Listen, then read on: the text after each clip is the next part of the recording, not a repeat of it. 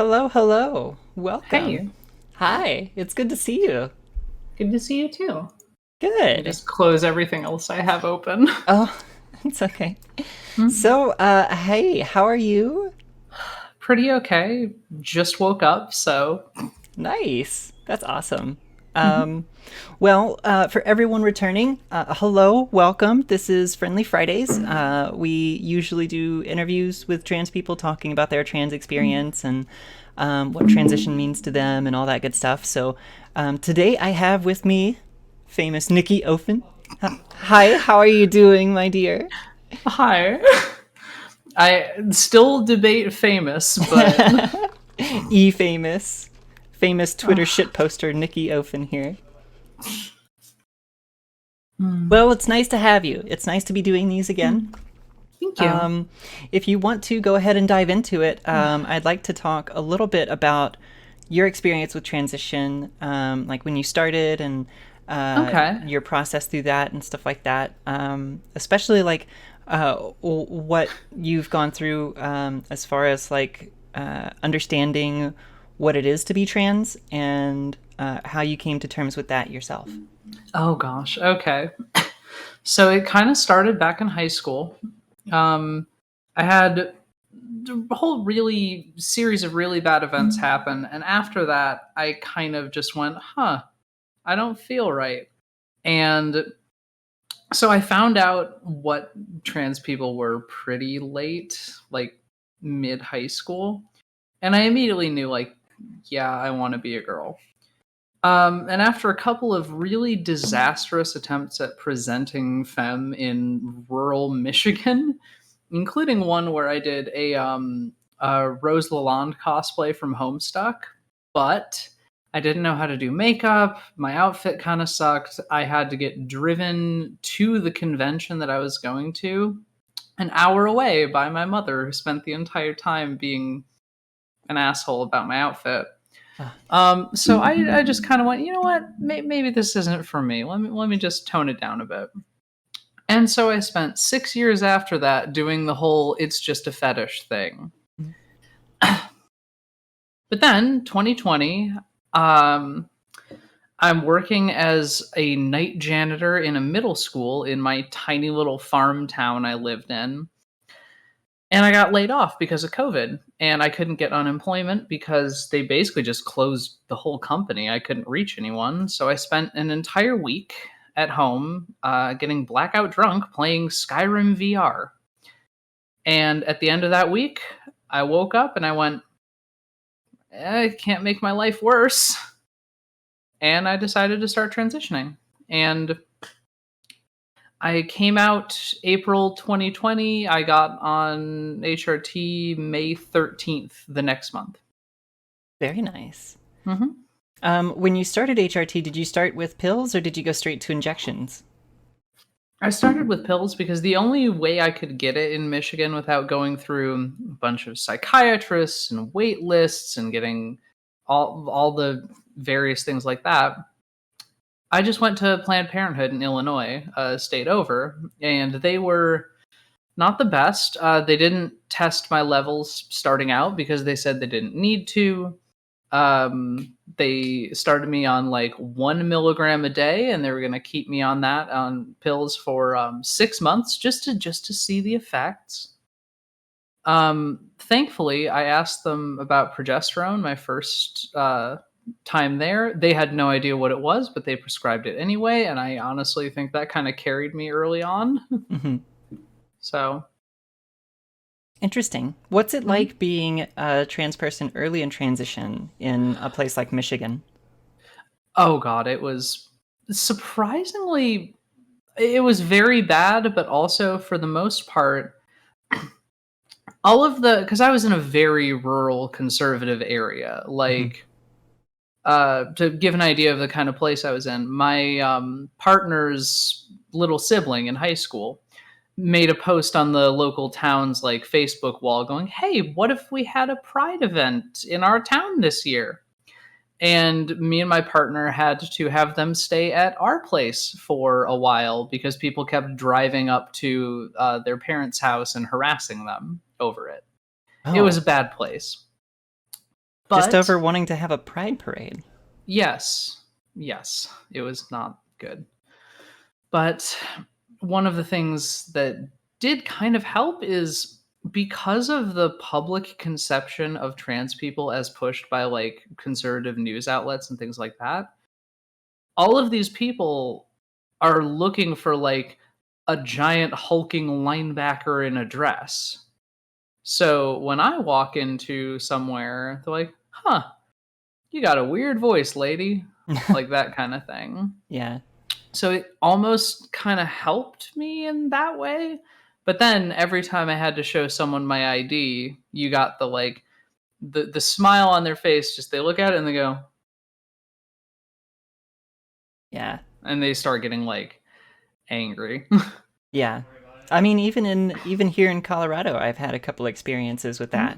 Um, I haven't had a whole lot of problems generally because it's a pretty accepting state. But from time to time, I'll go into like a vape shop or something, and I'll show my ID, and I'll get somebody that just like is not jiving with trans people at all. And Yeah. like they're all sweet and nice to me until they see my ID, and then they're like, "Oh," and then they go out of their way to like sir me and use male Yeah. pronouns and stuff like that, and it's just yeah, it just makes me roll my eyes anymore.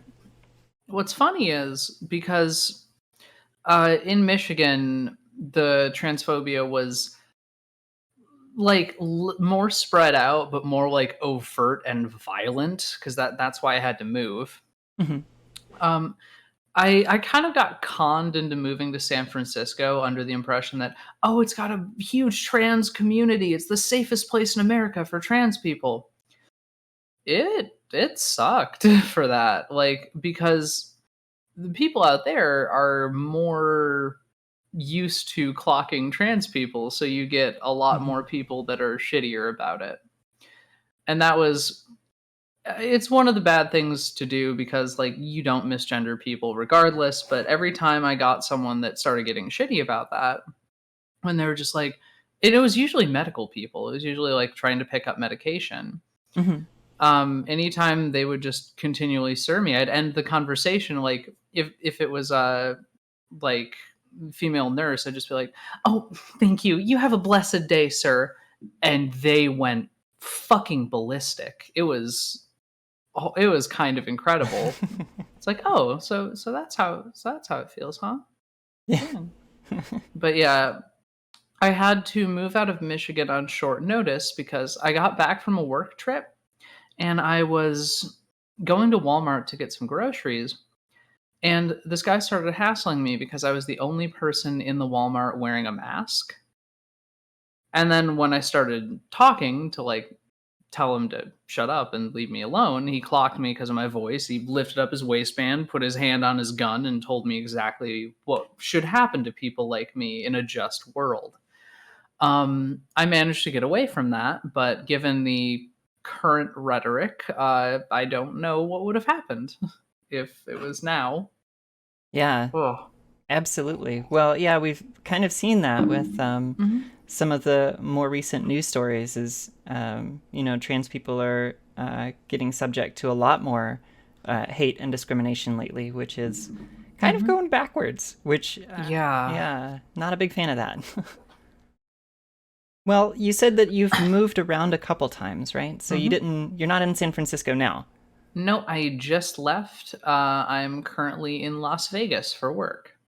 Nice. How do you like it Mhm. in Vegas? Is it any better than San Francisco? Um, Weirdly enough, in San Francisco, the trans community was basically like four polycules that all kind of hated each other. So there wasn't really much of a cohesive community. Hmm. In Vegas, I'm surrounded by other trans women, and for better or for worse, depending, because we're all in the same kind of business. Hmm.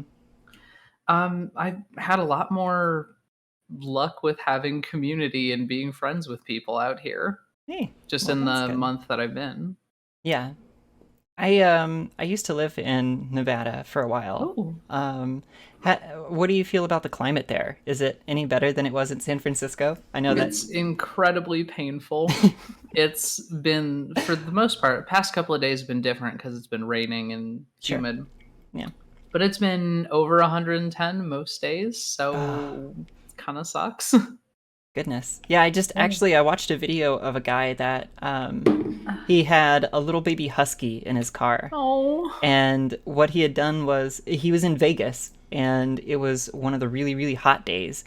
And he had all of his windows up, and he had duct tape around the dog's mouth, so that it couldn't pant or sweat or anything. What the fuck? And so the police got him and basically just arrested him and charged him with a felony, Yeah, because he's as they endangering the should. life of an animal. Yeah. Mhm. So, yeah, it's really important to note that, um, the inside of a car gets really, really fucking hot, Yeah. especially in like a climate like Vegas, where it's, even though it's the dry heat and you can stand it a little bit better than if it were like 110 degrees in the fucking Mississippi Valley or whatever, Mhm. like, it does get incredibly hot in those vehicles. And yeah, if you have pets or like a baby or something in there, you got to take them out. I mean, you can't There, just leave them there. in a bunch of the stores here on the front door, there are signs saying like, "Hey, remember? Do you have a kid in your car? Do you remember your child?" Yeah. So, Yeah, I used to think that like there would be no way that I would ever forget like my kid in the car or whatever, but uh, you know, there's a lot that goes into like being a parent and stuff, so I okay. I totally understand how it's like you can Hmm. totally like forget. But anyway, back Yeah. to the topic at hand here. So as far as your HRT regimen, are you Hmm. still on the pills? Have you? No, I switched because I had been on 8 milligrams of estrogen a day. I My doctor had been like, "Oh no, you're on enough E that you don't need a blocker. You're fine. Mhm. Just take your E and progesterone." And I felt awful most of last year. And then when I get to San Francisco and finally get my levels tested again, I find out that my T is around 700. Jeez. So I get on injections, and I've been on ever since, and I've gotten quite a bit more results from that than a Good. year of 700T. Yeah. So, Yeah, I have a few friends that have a similar experience, mhm, where they were on pills for a while and they saw some changes and stuff and they were happy with that. But then the week they switched to injections, they like instantly like it changes like your mental already, mhm, and you can really feel it in your body. Um, the power of injections is just incredible.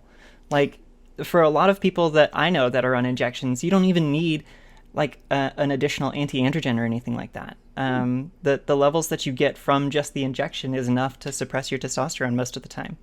okay. So yeah, I'm glad that you've had a positive Mhm. experience with that. You don't have a fear of needles or anything?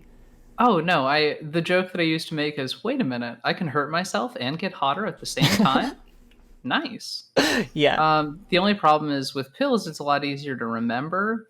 Mhm. I've been having a very rough week mentally, and I realized it's because I'd forgotten my shot for 2 weeks because everything's been so hectic out here. Yeah. So, because I mean, I've been working constantly. I had to move my stuff from San Francisco and then move it from the other house I was in to the new house. So it's like, Mhm. oh, constant weird shit. Yeah. Well, I'm glad that you were able to get back on that. I really look forward to injection days. In fact, today is my roommate Lucy. It's her injection day, Oh, and nice. she does have a fear of needles. So Oh. I'm usually the one that does her injection for her. But like I said, she's been a lot happier since switching to injections. Seen a lot more development and a lot more Mhm. changes, and it's been overall a positive experience for her. So I'm really happy to be helping with facilitating that. Um, Fantastic. yeah. So let me talk a little bit about voice training. Have you Okay. have you done any voice training yourself? Not any formal voice training. Hmm. Um, Essentially, what happened was early transition. So for several years, I'd tried to make myself sound more masculine with like just the most affected, like, okay, do you remember, that guy in YouTube, Critical? Mm-hmm. Yeah. Back before he just started doing normal videos and he was like putting on a voice and playing like games. Yeah. I was doing basically that voice for several years. Mm-hmm. And then like as soon as I started transition, I was watching what's her name? Snapcube on YouTube. Mm-hmm. Um and I went like, "Huh, her voice is nice. What if I could do that?" And I just started trying to emulate various voices. And I guess it kind of worked. Like it helped. Yeah. But yeah, No. no formal like exercise. All of that is just weird like magic to me. I can't figure it out. I don't know what Yeah. muscles are in my body on a good day. Yeah, it's almost like a lot of the voice training videos go over a more like scientific approach to it, Hmm. where you're actually like breaking down the muscles and like your larynx and stuff like that. And for a lot of people, it seems to be really intimidating because it's a lot of information that, if you weren't already privy to, it can feel really overwhelming. And Hmm. for a lot of my friends that struggle with voice training, one of the things that I tell them is to practice doing impressions, practice singing in Hmm. different registers. If you have a song that you really like to sing, try to do it in multiple registers. So, like, sing it through in your normal voice, then sing it through in a little bit higher, sing it through a little deeper, and just get that control, because that's the most Yeah. important point of voice training I is did a to, lot of both of those, so. yeah, yeah. Well, like, I was talking to you a while ago about this, but, I also don't have any formal voice training or anything like that. Hmm. I just spent a lot of time in my car making food deliveries and singing to myself. And that's Hmm. where most of it came from. And I think I relate a lot to your experience because, I did a lot of tech support work as well. And Hmm. when I was doing tech support as a cis man, a lot of people would misgender me and call me she and her, and they would mishear my name as like Deb or Beverly or something like that. And I got as a cis man, I got dysphoric about it. I didn't have the language to describe it Hmm. back then, but that's what it was dysphoria. So just like you, I tried as hard as I could to make my voice deeper. And I feel like that, even though it was going the opposite way, did offer that level of control. It teaches you a Yeah. little bit how to control your voice and to keep it under control during, your normal day. So yeah, every bit of practice helps, even if it's like going the opposite direction as far as register goes. I think everything helps. Just as long as Hmm. you gain that control of your voice, that's the most important part. Yeah. Well, so you've had quite the extensive trans experience so far. Oh Um, gosh, yeah. besides the voice training and the HRT, have you done anything else as far as your transition goes? Well, it is kind of funny given my job, which I kind of regret getting into as early as I did because I started posting to Twitter like 2 weeks pre HRT. Hmm. So if you followed my accounts, you would see my entire transition. Like I regret getting myself into such a cutthroat looks based industry that quick, but also it put me in contact with a lot of people that taught me a lot about makeup and hair and how to look like, I don't want to say more cis passing, but like that kind of thing to just like get a certain look down. Right. And I wouldn't have had those kind of resources if I hadn't started doing that. So, Yeah. Makeup is another thing that's I find is really intimidating for a lot of people. yeah, I tutorials never work for me. Like I can't take something I see on a screen and apply it to myself at all. Right. Yeah, I'm in the same boat. I can't do it. I have to just like get in the weeds of it and Figure it out. mess up and do the whole Joker face if I have to and just I'll Oh, figure it out. Yeah, exactly.